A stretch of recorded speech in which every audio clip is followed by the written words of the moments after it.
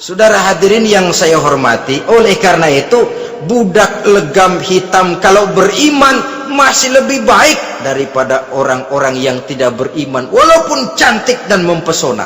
Kenapa? Ini faktor agama. Ya, buat 1-2 bulan bisa terwujud rumah tangga yang tentram. 2-3 tahun mungkin masih bisa bertahan, tapi sampai kapan?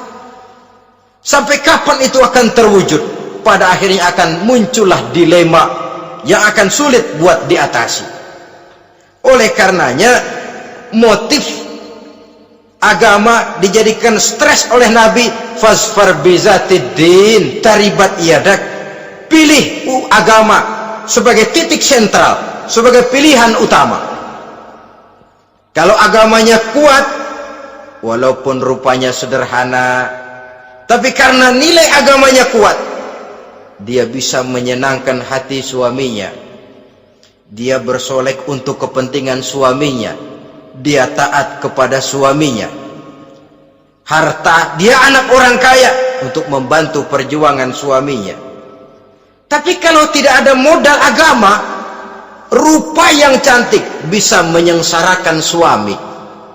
Apalagi kalau suami kere, istrinya sudah cantik, kaya ataupun tidak kaya, kadang-kadang udah suaminya suruh ngempu di rumah, bininya yang kerja. Ya kalau kerja mendingan kalau dikerjain itu.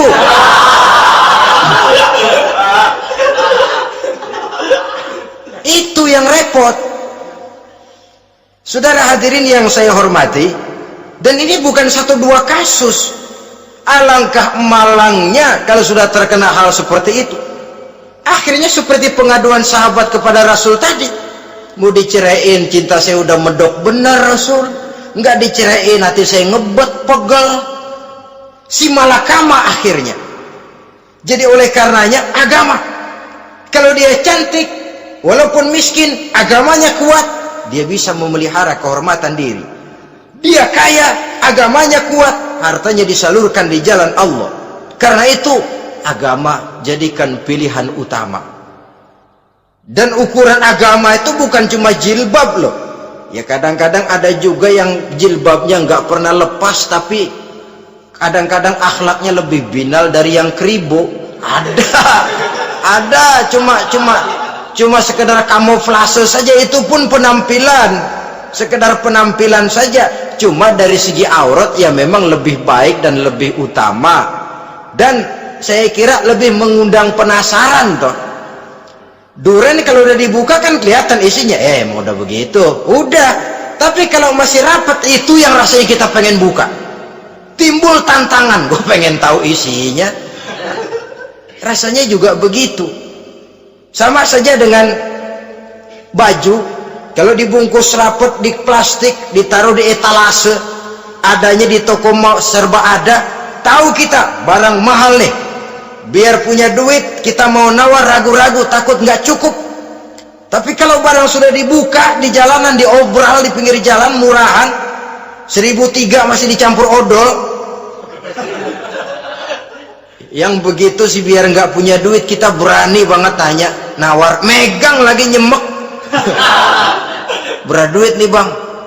Kenapa? Barang sudah terbuka. Jadi saudara-saudara, syukur kalau keempat-empatnya ini jodoh terkumpul dalam jodoh yang saudara cari. Sudah rupanya cantik, kaya, keturunan orang baik-baik, agamanya kuat. Nah, surga dunia tuh. Yang begitu cari. Kalau ada yang begitu, saya juga mau nambahin satu lagi.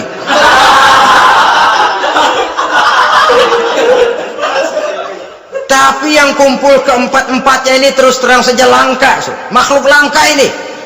Kadang-kadang cantik, kaya, keluarganya hebat, agamanya nol, akhlaknya kayak setan. Tapi yang paling celaka kalau empat-empatnya kagak ada. Rupanya jelek, melarat, bapaknya biang maling, kagak beragama lagi. Apanya yang mau dipilih? Mampus saja mendingan. Sudah nggak ada pilihan sama sekali tuh. Sudah nggak ada pilihan sama sekali. Saudara hadirin yang saya hormati, terutama adik-adik remaja. Nah, lalu apa motivasi agama dalam pembinaan ini? Apa? agama ini kan memberikan contoh bahwa perempuan yang baik itu, yang kita ingin jadikan dia sebagai ideal dalam pencarian jodoh, tandanya 3. Iza ra'aitaha saratka, kata Nabi. Kalau dipandang dia bisa menggembirakan kamu. Kan ini yang penting buat seorang suami. Kalau saudara nanti jadi suami, punya istri yang jadi partner setia mendampingi suaminya. Kalau dilihat nggak bosenin.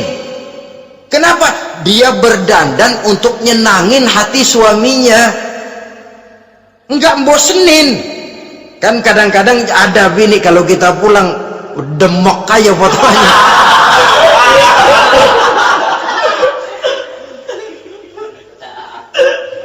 Ini yang bikin suami nggak betah di rumah ini kan yang begini.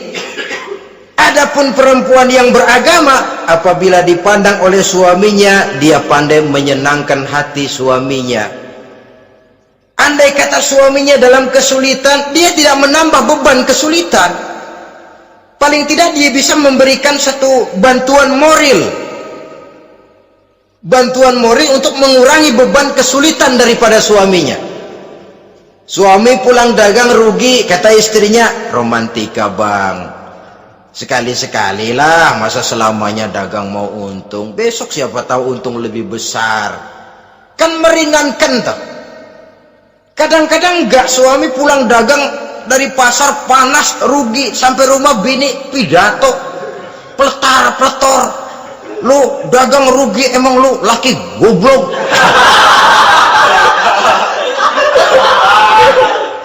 Sudahlah di pasar rugi, di rumah digoblok-goblokin. Ini nanti kena penyakit broken home yang begini ini. Padahal kesuksesan di kantor, kesuksesan di pasar, kesuksesan di medan tugas selalu dimulai dari kesuksesan dan ketenangan dari rumah tangga. Dia berhias untuk kepentingan suaminya, tidak terlalu berlebihan, dan suaminya pun pandai menghargai istrinya dengan kata-kata yang menimbulkan gairah dan semangat. Lihat istrinya bersorak, kamu makin cantik saja.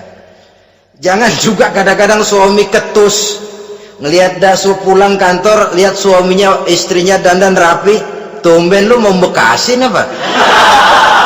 Mau bekasin katanya. Artinya apa ini? Pandai mengembirakan, bisa tenggang rasa, bisa berbagi rasa, sehingga suami merasa ada tempat dia bertukar pikiran, ada tempat dia membicarakan persoalan. Dialog dalam kehidupan berumah tangga itu sangat diperlukan. Iza ra'aitaha saratka, kalau dipandang dia sanggup mengembirakan kamu. Dikasih uang 500 senyum, 5.000 pun ketawa, menggembirakan. Dia bisa taruh kata hatinya kesel, tapi mulutnya senyum. Nah ini yang sulit ini, senyum tapi kesel, kesel tapi senyum. Kadang-kadang istri itu kan kalau sudah kesel, suami pulang nggak bisa dia menyembunyikan kekesalannya. Dari jauh suami sudah lihat ini yang nyambut, ini bemo ini. Udah monyong sam. Saudara hadirin yang saya hormati, yang kedua, bila diperintah dia taat. Ini pengaruh agama. Sehingga Nabi mengatakan, "Lau amartu li ahadin ayyasjuda ila ghairiha, la amartul mas'ada la amartul mar'ata litasjuda ila zawjiha likibari haqqihi 'alaiha." Andai kata saja boleh aku memerintahkan manusia untuk sujud kepada sesama manusia, pastilah aku perintahkan perempuan untuk sujud kepada suaminya. Kenapa? Karena besar hak suaminya kepada dirinya. Untung sujud kepada manusia tidak boleh. Andai kata boleh, perempuan disuruh sujud sama suaminya. Ini tidak perlu sampai sujud, cium tangan saja minta ridho suami. Kadang-kadang perempuan sekarang berat.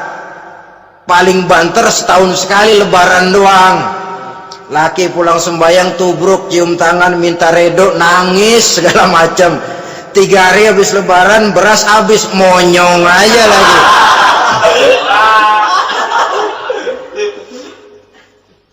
Saudara hadirin yang saya hormati, yang ketiga, akibat pengaruh agama, dia sanggup memelihara kehormatan diri dan sanggup menjaga harta suaminya. Memelihara kehormatan diri baik pada saat suaminya di rumah atau pada saat suaminya tidak ada di rumah.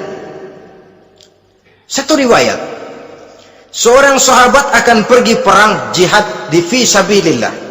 Ketika mau berangkat, dia bilang kepada istrinya, saya mau berangkat perang, kalau saya belum pulang kamu jangan keluar rumah. Baik bang. Pergi istrinya, pergi suaminya jihad. 1 minggu, 2 minggu berlalu, belum juga pulang. Satu hari datang utusan dari rumah orang tua si istri ini. Assalamualaikum bu. Waalaikumsalam. Ada apa? Ada berita kurang enak bu, orang tua ibu sakit parah, mohon tolong ditengokin. Apa kata si istri? Maaf saja, suami saya belum pulang dari medan perang, saya belum dapat izin keluar rumah kalau dia belum pulang. Tolong sampaikan maaf saya kepada orang tuanya. Pulanglah utusan tadi. Besok balik lagi. Bu, ada apa? Udah Senin Kemis, napasnya sudah sampai tenggorokan, tolong tengokin buat terakhir kalinya bu. Suami saya belum pulang, dia pesan kalau dia belum pulang saya jangan keluar rumah, saya nggak bisa tengokin orang tua saya. Salam maaf saja. Pulang utusan itu. Besok balik lagi, bagaimana? Sudah meninggal bu, mau dikubur, tengokinlah buat terakhir kalinya. Suami saya belum pulang, saya belum berani keluar rumah kalau suami saya belum pulang. Itu janji saya sama suami saya. Pulanglah utusan ini ngadu kepada Rasulullah sallallahu alaihi wasallam. Ya Rasul, ini perempuan kelewatan benar. Dari orang tuanya sakit sampai sekarat, sampai mati, sampai dikuburin dia nggak nengokin. Memangnya kenapa? Suaminya katanya pergi jihad dan suaminya tidak mengizinkan dia keluar rumah kalau si suami belum pulang.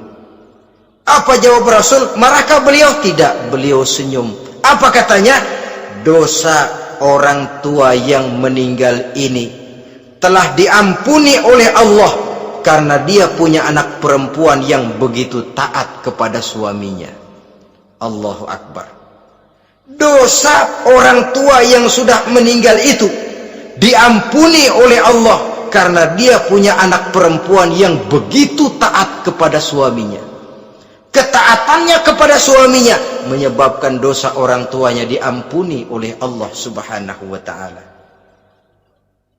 Suami pergi jihad, orang tua sakit keras, tidak berani dia keluar rumah. Itu tandanya bisa menjaga kehormatan diri. Kalaupun satu saat suaminya manggil, bu tolong ambilin uang di dompet, dompetnya dibawa, bang ambil saja sendirilah, nanti salah ambil lagi saya. Kadang-kadang enggak, suaminya pergi mandi, dompet berantakan. Saudara hadirin yang saya hormati, ini motivasi agama.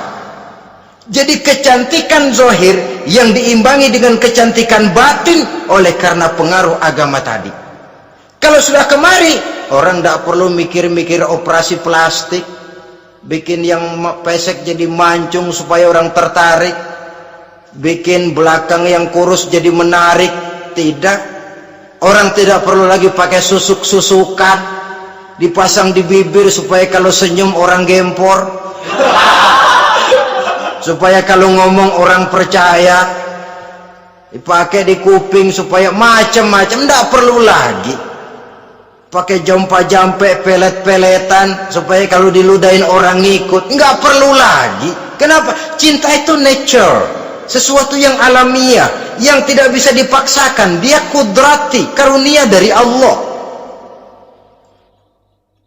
Tidak bisa cinta dipaksakan. Kalaupun bisa, dengan ilmu pelet, oh saudara bisa membuat orang jatuh cinta, ya 2-3 hari, 4-50 hari. Kesananya apa yang akan terjadi? Kelanggengan tidak akan pernah terwujudkan. Kenapa? Keterpaksaan yang akan timbul. Dalam kondisi semacam itu, rumah tangga tidak akan mengalami ketenangan dan ketentraman. Jadi biarkan cinta berjalan secara alamiah, karena dia memang alamiah. Saudara-saudara, nah sekarang kalau sudah ketemu nih yang 4 tadi, rupa cantik, keturunan boleh, kaya lumayan, agama kuat, apa yang harus kita cari? Apa yang harus kita lakukan? Apa pakai pepatah anak sekarang? Aku lihat, aku pikat, aku dapat, aku sikat, aku minggat. Bangsat.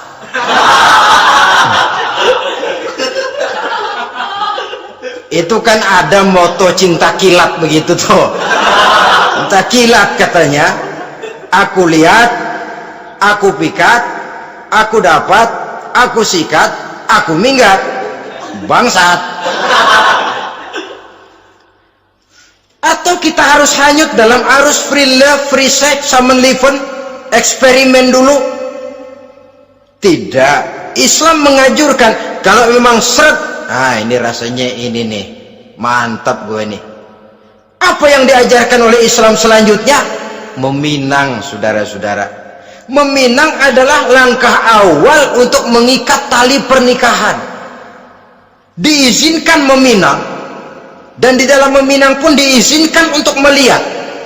Cuma kalau boleh, ya syaratnya itu waktu melihat itu jangan sampai ketahuan si perempuan yang akan kita pinang itu. Untuk apa kita meminang? Pertama, untuk yakin bahwa perempuan yang kita inginkan ini sudah kumpul syaratnya itu, tidak ada cacatnya. Yang kedua, untuk memperkuat tekad hidup berumah tangga, diperlukan meminang. Adapun adat itu berbeda, tapi bahwa konsep meminang itu dalam Islam ada, itu jelas. Ya kalau mesti bawa pisang raja, pakai roti buaya, pakai martabak segede ban mobil truk segala macam, itu adat saja ya. Tapi yang real meminang itu ada dalam Islam. Nah, bagaimana adab meminang? Setelah kita tahu anak ini cantiknya ya, keturunan baik ya, kekayaannya lumayan, agamanya kuat, pinanglah dia. Caranya boleh lihat langsung kalau bisa tanpa setahu si perempuan. Dan batas yang boleh dilihat itu muka dan tangan, itu saja. Jadi jangan gerusak. Minta permisi Pak, saya mau ngelihat anak bapak seutuhnya, soalnya buat saya nih nanti. Apanya aja dibedolin, jangan. Kira-kira yang boleh itu muka sama tangan. Andai kata kita risih, sebab nanti kalau nggak jadi akan jadi timbul rasa malu dan si perempuan juga kasihan. Boleh mengutus perempuan yang kita percaya. Coba kau ke sana, lihat kondisinya yang sebenarnya bagaimana. Kalau ngelihat dari jauh sih utuh, siapa tahu nanti tangannya kurang sebelah. Coba lihat sana. Saudara-saudara, kemudian boleh juga ditanyakan kepada orang tuanya. Dan dalam hal ini orang tua si gadis tidak boleh menyembunyikan aib atau cacat yang dimiliki oleh anaknya. Dia harus menceritakan apa adanya, sampai pun kekurangan anaknya yang paling kecil sekalipun. Sebab apa? Jangan sampai istilah pepatah beli kucing dalam karung. Kedengeran suaranya doang meong-meong, begitu dibuka tuh kucing gempor sebelah kakinya nggak ada. Kan tentu kita tidak kepengen kecewa di belakang hari. Itulah perlunya meminang sebagai jembatan untuk menuju kepada pernikahan. Nah, dengan demikian kalau sudah usaha meminang ini dilaksanakan, jangan merasa sudah setengah resmi. Ini yang kadang-kadang jadi penyakit. Malah sesudah meminang harus masing-masing lebih menjaga diri, menjaga kehormatan, menjaga pergaulan. Kenapa? Agar saat memasuki jenjang pernikahan nanti merupakan jenjang yang sangat ditunggu-tunggu. Ada rasa keinginan tahu. Kalau tidak, ya udah biasa, nggak giroh lagi ngadepin perkawinan. Kenapa? Kemarin-kemarin gue udah cobain. Hilang gairah lagi. Sebab itu kalau sudah meminang, jangan merasa sudah setengah halal.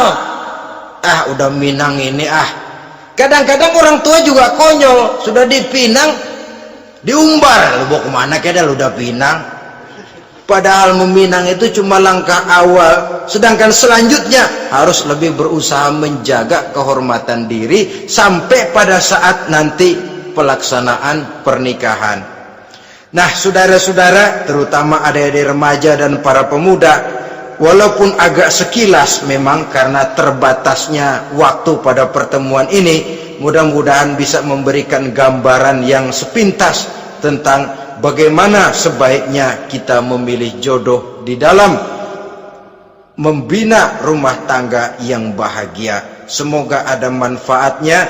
Terima kasih atas segala perhatian. Mohon maaf atas segala kekurangan. Usikum wa nafsi bitaqwallah. Wassalamualaikum warahmatullahi wabarakatuh. Waalaikumsalam warahmatullahi wabarakatuh.